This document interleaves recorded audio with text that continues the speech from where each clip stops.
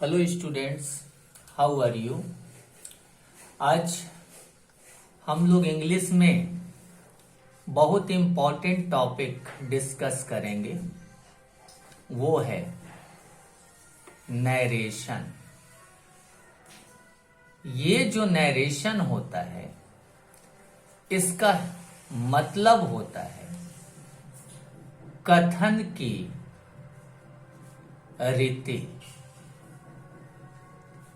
ये नरेशन जो होता है दो तरह का होता है। एक हुआ डायरेक्ट स्पीच,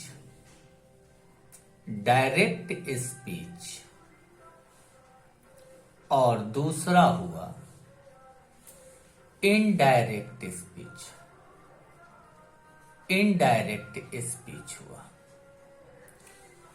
अब देखो, डायरेक्ट स्पीच और इनडायरेक्ट स्पीच, हमने दो एग्जाम्पल लिया।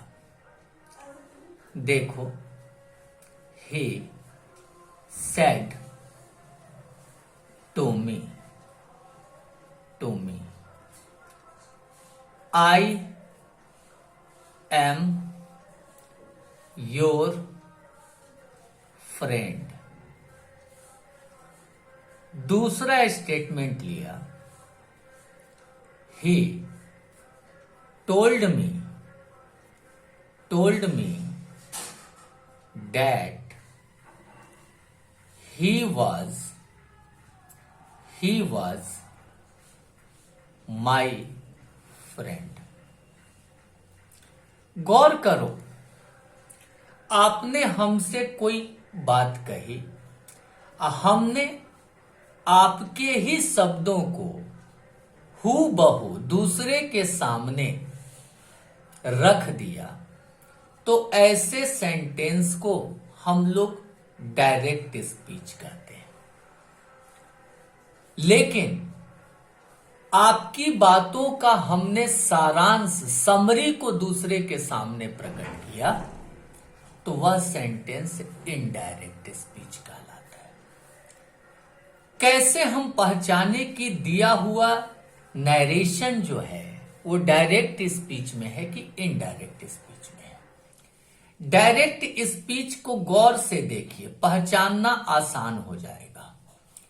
इसमें मेन बात यही कही गई है कि आई एम योर फ्रेंड। जो बात कही गई है, आप देखिए इन्वर्टेड कॉमा के अंदर बंद है। आई am your friend is simply enclosed under inverted comma.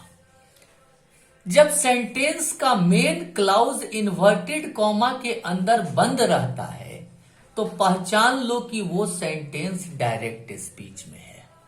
जैसे ये sentence I am your friend inverted comma के अंदर बंद है, पहचान लिया कि हमने ये डायरेक्ट स्पीच में है।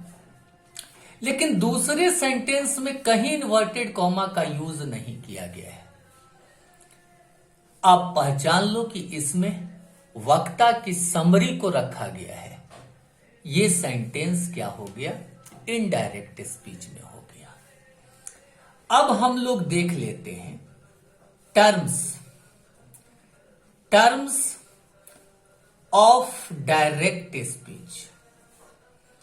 डायरेक्ट स्पीच में कितने सारे टर्म्स होते हैं? हर टर्म को पहचानना बहुत जरूरी होता है। जैसे मैंने एक सेंटेंस लिया डायरेक्ट स्पीच में कि he said to me I am your friend। गौर करो बाबू, पहले पहचानो। देखो, यही बात कही गई, आई एम योर फ्रेंड।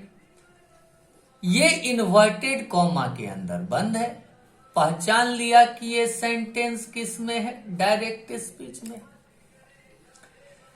आप देखेंगे कि ये सेंटेंस का दो पार्ट है। एक ही सेड टू मी जो कि कॉमा के पहले है, और दूसरा part I am your friend ये इन्वर्टेड कॉमा के अंदर बंद है।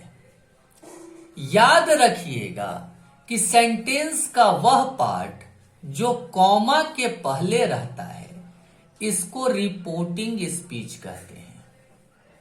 क्या कहेंगे? रिपोर्टिंग स्पीच कहेंगे। रिपोर्टिंग स्पीच का मतलब हुआ the part of sentence before comma is known as reporting speech.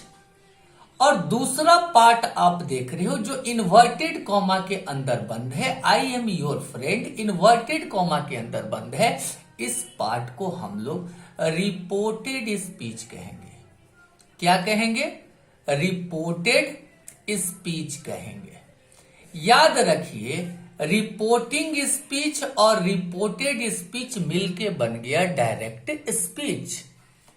अब ये रिपोर्टिंग स्पीच में सबसे पहले हम आते हैं रिपोर्टिंग स्पीच को देखते हैं। ये है हमारा रिपोर्टिंग स्पीच। रिपोर्टिंग स्पीच में हमने क्या देखा? क्या दिया हुआ है? ही है, सेड है, ही सेड टू मी, उसने मुझसे कहा। ये रिपोर्टिंग स्पीच है। अब इसमें देखो ही को देखो, ये ही देखो, ही जो है इसको इस रिपोर्टिंग स्पीच का तुम क्या बोलोगे? सब्जेक्ट बोलोगे। तो ही को कहोगे आप subject of reporting speech, subject of reporting speech. गौर करो बाबू, दूसरा सेड, से का पास्ट फॉर्म सेड है। से क्या है? भर्ब है। ये जो भर्ब है किसका भर्ब है? रिपोर्टिंग स्पीच का भर्ब है। इसलिए सेड को कहोगे आप क्या? Verb of reporting speech, verb of reporting speech बोलोगे। और तीसरा जो है ये देखो, मी और टू, टू जो है वो प्रीपोजिशन है। ये प्रीपोजिशन है, मी के लिए आया है। मी क्या है? ऑब्जेक्ट है। तो प्रीपोजिशन ऑफ ऑब्जेक्ट कहेंगे। और मी जो हो गया वह ऑब्जेक्ट ऑफ रिपोर्टिंग स्पीच कहलाएगा। ऑब्जेक्ट ऑफ रिपोर्टिंग स्पीच कहलाएगा। मी को क्या कहोगे? ऑब्जेक्ट ऑफ रिपोर्टिंग स्पीच कहोगे।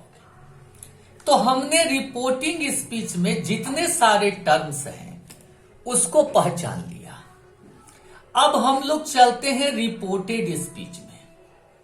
ये जो रिपोर्टेड स्पीच है ये रिपोर्टेड स्पीच में चलते हैं। गौर करो बाबू, जब तक आप हर एक टर्म को नहीं समझोगे then it will be very difficult for you to interchange sentence from direct speech to indirect speech. तो इसलिए आपको हर एक टर्म को मैं समझा रहा हूं। अब ये रिपोर्टेड जो स्पीच आएगा इसमें कौन कौन से टर्म्स हमको मिलेंगे? रिपोर्टेड स्पीच में पहला चीज देखने को मिलेगा वो है डिफरेंट पर्सन्स। इसमें मिलेगा डिफरेंट पर्सन्स। दूसरा चीज जो मिलेगा वह एक भर्ब होगा। देखो इस सेंटेंस में एम जो है भर्ब है। एक भर्ब मिलेगा जिसको भर्ब ऑफ रिपोर्टेड स्पीच कहोगे। भर्ब ऑफ रिपोर्टेड स्पीच कहोगे। और तीसरी चीज जो मिलेगी वो हो सकता है, उसको आप नाम दे दो अदर वर्ड्स, दूसरे शब्द, अदर वर्ड्स। तो हमने क्या देखा? The part of sentence before comma is known as reporting speech and the part of sentence simply placed under inverted comma is known as reported speech. Reporting speech में एक subject होगा जिसको subject of reporting speech कहेंगे, एक verb होगा जो verb of reporting speech कहेंगे, object of reporting speech कहेंगे और ऑब्जेक्ट के लिए टू प्रीपोजिशन आया है तो प्रीपोजिशन ऑफ ऑब्जेक्ट कहलाएगा ये। और सेंटेंस का वह पार्ट जो इन्वर्टेड कॉमा के अंदर बंद रहेगा रिपोर्टेड स्पीच कहलाएगा। रिपोर्टेड स्पीच में कितने टर्म्स हो सकते हैं? डिफरेंट पर्सन्स हो सकते हैं, एक वर्ब हो सकता है जिसको वर्ब ऑफ रिपोर्टेड स्पीच कह सकते हो और अदर वर्ड्स आता है। अब come to the next page, listen.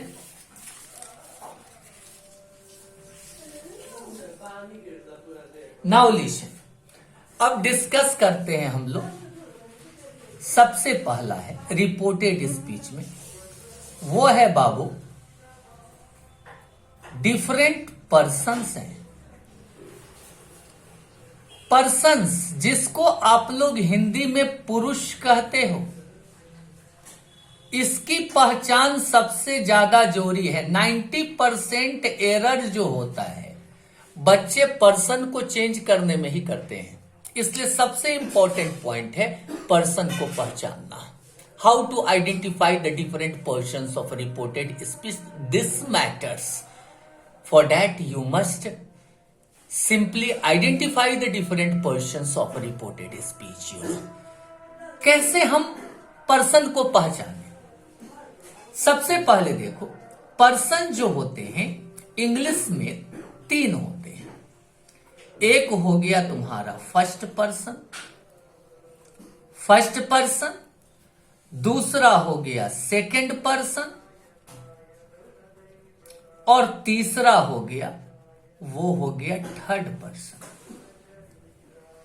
Third person देखो, दोनों फॉर्म में मिलेंगे, ये सिंगुलर फॉर्म में भी मिलेंगे और प्लूरल फॉर्म में भी मिलेंगे। सिंगुलर और प्लूरल दोनों फॉर्म में मिलेंगे। फर्स्ट पर्सन में मैं हुआ, मैं पढ़ा रहा हूं आपको, फर्स्ट पर्सन में मैं हुआ और सेकंड पर्सन में आप मेरी बात को सुन रहे हो, आप हुए, तुम हुआ। और थर्ड पर्सन में मेरे और तुम्हारे के अलावा जो भी हैं वो सब थर्ड पर्सन है। ही है, सी है, इट हो गया, किसी का नाम हो जाएगा, है ना, ये सब थर्ड पर्सन है। आई का प्लूरल फॉर्म वी हो जाएगा, यू का सिंगुलर वाई ई होता है, actually you and he see it name का क्या हो जाएगा? दे हो जाएगा। अगर मैं कहूं कि दे क्या है तो they third person plural number है, I first person singular number है, you second person plural number है। तो इस तरह से हम लोग पर्सन को क्या कर सकते हैं? पहचान सकते हैं। मैं हुआ फर्स्ट पर्सन, तुम हुए सेकंड पर्सन और बाकी सब हो गए थर्ड पर्सन। दूसरी चीज सेंटेंस में ही देखो, जैसे हमने लिखा था कि he said to me, I am your friend। गौर करो, ये देखो, ये सब्जेक्ट ऑफ रिपोर्टिंग स्पीच हो गया, ये वर्ब ऑफ रिपोर्टिंग स्पीच हो गया, ये ऑब्जेक्ट ऑफ रिपोर्टिंग स्पीच हो गया, आई फर्स्ट पर्सन हो गया, एम जो हो गया ये वर्ब हो गया। वर्ब किसका? रिपोर्टेड स्पीच का, रिपोर्टेड स्पीच का वर्ब हो गया। योर देखो, यू से बना है, यू कौन सा पर्सन? ये सेकंड पर्सन हो गया। और देखो, तो इस तरह से हम लोगों ने एक डायरेक्ट स्पीच के डिफरेंट टर्म्स को हम लोगों ने पहचान लिया। Now there is a question, how to interchange direct speech into indirect speech. Direct speech को इनडायरेक्ट स्पीच में कैसे बदला जाए, है ना। Rules of changing direct speech into indirect speech. अब डिफरेंट रूल्स को देखेंगे। तो rules of changing direct speech कहां पे, इनटू इनडायरेक्ट स्पीच,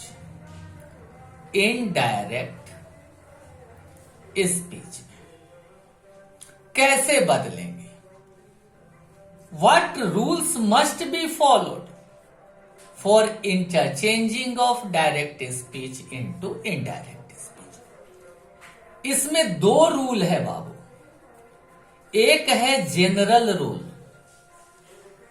ये जनरल रूल्स जो होंगे वो हर तरह के सेंटेंस के लिए फॉलो होंगे, और दूसरा जो रूल होगा वह स्पेशल रूल होगा, है ना। तो सबसे पहले हम डिस्कस करते हैं जनरल रूल्स के बारे में। जनरल रूल्स में कौन कौन से ऐसे रूल्स होंगे जो हर तरह के स्टेटमेंट के लिए फॉलोड होंगे, और special rule special type of sentence में फॉलोड होंगे। ये जो जनरल रूल होगा इसमें सबसे पहला जो बात होगा वह होगा change in person, change in persons. दूसरा जो होगा वह होगा चेंज इन टेंस, और तीसरा जो बात ध्यान रखना होगा वह होगा चेंज इन अदर वर्ड्स।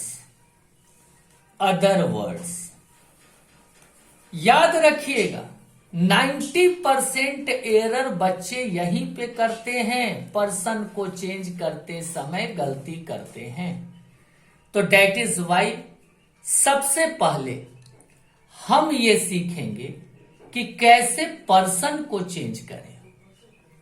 इसके लिए हम लोग दूसरे पेज पे आते हैं। ध्यान दीजिए, how to change the persons of reported speech. Change in person, change in person को देखो।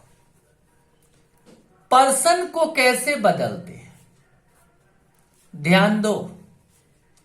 पर्सन को बदलने के लिए मेरी बात को सुनो, है ना।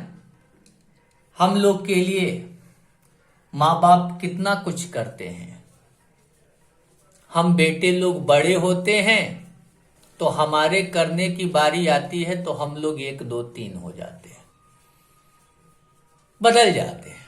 हम भी पर्सन, तुम भी पर्सन बदलते हैं। लेकिन कुछ ऐसे भी लोग होते हैं जो बदलते नहीं। नाउ यू सिंपली डिसाइड, तुम बदलोगे या नहीं बदलोगे। पर्सन को बदलने के लिए एक सिंपल सा रूल बता रहा हूं। SON, सन मतलब बेटा। ये जो बेटा है ये हो गया 1 2 3 1 2 3। सन हो गया, बेटा हो गया, 1 2 3, पर्सन बदल गया बाबू। अब आप कहोगे सर ये क्या कह रहे हो। यहां पर एस जो है स्टैंड कर रहा है सब्जेक्ट से, ओ जो स्टैंड कर रहा है ऑब्जेक्ट से, ऑब्जेक्ट, और एन का मतलब हो गया, एन मीन्स नो चेंज, कोई बदलाव नहीं हो रहा है। और यहां वन कहने का मतलब हो गया फर्स्ट पर्सन से है। फर्स्ट पर्सन मतलब मुझसे है, आई से है। और टू कहने का मतलब सेकंड पर्सन से है। सेकंड पर्सन मतलब आपसे है, तुमसे है। और थ्री कहने का मतलब है थर्ड पर्सन। थर्ड पर्सन का मतलब हो गया ही से है, सी से है, इट से है। तो कहने का मतलब रूल यही कहता है, first person will change according to subject, second person will change according to object, but no changing is required in third person. First person होगा, रूल यही कहता है फर्स्ट पर्सन चेंज करेगा, बदलेगा अकॉर्डिंग टू किसके अनुसार? सब्जेक्ट के अनुसार। सेकंड पर्सन जो होगा, सेकंड पर्सन होगा, ये बदलेगा ऑब्जेक्ट के अनुसार। और थर्ड पर्सन जो होंगे, थर्ड पर्सन होंगे, कोई तीसरा होगा मेरे तुम्हारे अलावा, वो क्या होगा? नो चेंज, कोई बदलाव नहीं होगा। जैसे देखो हमने लिखा he said to me, I am your friend, your friend.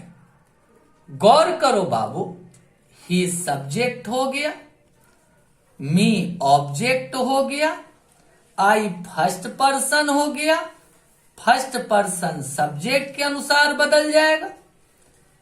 You देखो, ये क्या हो गया? सेकंड पर्सन हो गया। ये किसके अनुसार बदल जाएगा? ऑब्जेक्ट मतलब मी के अनुसार बदल जाएगा। तो इस तरह से हमने देखा पर्सन बदलने के लिए एक सिंपल फॉर्मूला SON 1 2 3 याद रखो, जहां S stands for subject, O stands for object, N means no change. 1 first person, 2 second person, 3 third person. First person will change according to subject, second person will change according to object, but there is no changing required in the third person. तो ये person को change करने के लिए सबसे पहले आप जान लीजिए। अगले वीडियो में हम लोग पर्सन को चेंज करेंगे और इस चीज को कंटिन्यू करेंगे। आपको मेरा वीडियो कैसा लगा